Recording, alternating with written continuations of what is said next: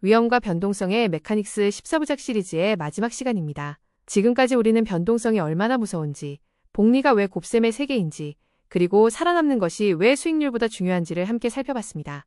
그런데 마지막으로 남은 보스가 하나 있습니다. 이름도 조금 무섭습니다.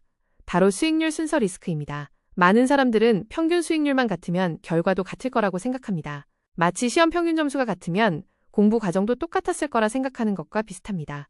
하지만 투자의 세계에서는 언제 벌었는지가 얼마나 벌었는지만큼 중요합니다.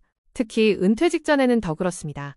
오늘은 왜 은퇴가 가까워질수록 채권과 현금이 중요해지는지, 왜 보험이 사실은 변동성을 처리하는 수학적 발명품인지, 그리고 복리 엔진을 마지막까지 지키기 위해 무엇을 해야 하는지 함께 정리해 보겠습니다. 오늘은 시리즈의 마지막이지만 어쩌면 가장 중요한 이야기입니다.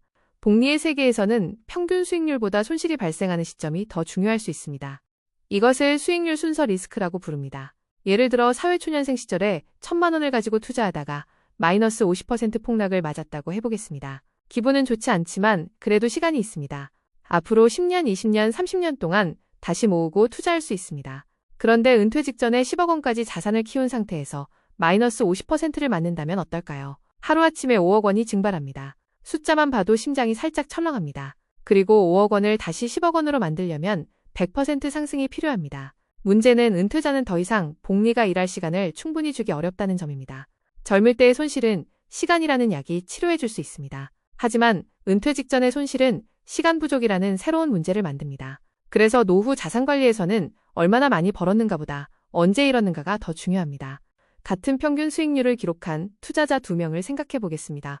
한 사람은 초반에 폭락을 경험하고 이후 긴 상승장을 만났습니다. 다른 사람은 초반에는 순조롭게 자산을 키웠지만 은퇴 직전에 대폭락을 만났습니다. 두 사람의 평균 수익률은 같을 수 있습니다. 그런데 최종 결과는 전혀 다릅니다. 첫 번째 투자자는 시간이 친구가 되어줍니다. 반면 두 번째 투자자는 가장 큰 자산 규모에서 가장 큰 충격을 맞습니다. 마치 계단 맨 아래에서 넘어지는 것과 꼭대기에서 넘어지는 것의 차이와 같습니다. 그래서 은퇴가 가까워질수록 채권, 단기 국채, 현금 같은 완충자산 비중을 늘려야 합니다. 많은 사람들이 이것을 수익률 포기라고 생각합니다. 하지만 사실은 그렇지 않습니다. 평생 모아놓은 복리의 열매를 보호하기 위한 방패를 추가하는 것입니다.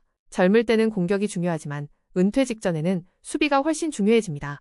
이제 시선을 개인에서 사회 전체로 넓혀보겠습니다. 포트폴리오 안에서 자산을 섞는 것이 분산 투자라면 사회 전체에서 위험을 섞는 것이 바로 보험입니다. 예를 들어 어떤 사람이 1% 확률로 1억 원 손실을 입을 수 있다고 가정해보겠습니다. 혼자 감당하면 엄청난 위험입니다.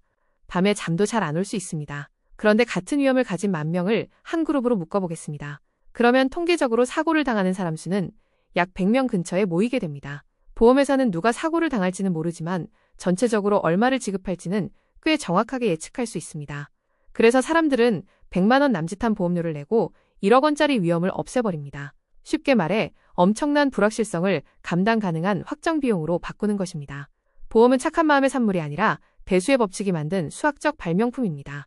흥미로운 점은 보험과 인덱스 펀드가 사실상 같은 수학을 사용한다는 것입니다.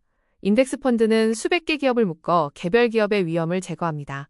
보험은 수많은 사람을 묶어 개별 인생의 위험을 제거합니다. 둘 다 대수의 법칙을 이용해 변동성을 줄이는 장치입니다. 그리고 이런 원리는 우리 포트폴리오 안에도 숨어 있습니다. 채권은 단순한 저수익 자산이 아닙니다. 주식시장이 크게 흔들릴 때 충격을 흡수하는 포트폴리오용 보험입니다. 또 생활비 몇 개월치 비상금 역시 마찬가지입니다. 갑작스러운 실직이나 사고가 생겨도 장기 투자 자산을 최악의 시점에 팔지 않게 해주기 때문입니다. 평소에는 채권도 비상금도 재미가 없습니다. 마치 자동차 안전벨트처럼 존재감이 없습니다. 하지만 사고가 나는 순간 세상에서 가장 중요한 장비가 됩니다. 이제 위험과 변동성의 메카닉스 시리즈 전체를 마무리해보겠습니다. 투자의 본질은 화려한 수익률 경쟁이 아닙니다. 복리 엔진을 갉아먹는 변동성 드래그를 얼마나 잘 통제하느냐의 경쟁입니다. 복리는 곱셈의 세계이기 때문에 같은 비율로 오르고 내려도 자산은 줄어듭니다. 그래서 산술 평균만 보면 안 되고 기하 평균을 봐야 합니다. 켈리 공식으로 과도한 위험을 제한하고 셔넌의 도깨비와 리밸런싱으로 변동성을 활용하며 손절매와 분산 투자로 불필요한 위험을 제거해야 합니다. 그리고 은퇴가 가까워질수록 채권, 현금, 비상금, 보험이라는 완충장치를 통해 평생 키워온 복리 엔진을 지켜야 합니다. 결국 투자에서 가장 중요한 능력은 대박을 맞히는 능력이 아니라 살아남는 능력입니다. 작은 확정 비용을 기꺼이 지불하고 큰 파멸 가능성을 제거하십시오. 복리의 기적은 가장 똑똑한 사람에게 주어지는 것이 아닙니다. 끝까지 시장에 남아있는 사람에게 주어집니다. 지금까지 함께 해주셔서 진심으로 감사합니다.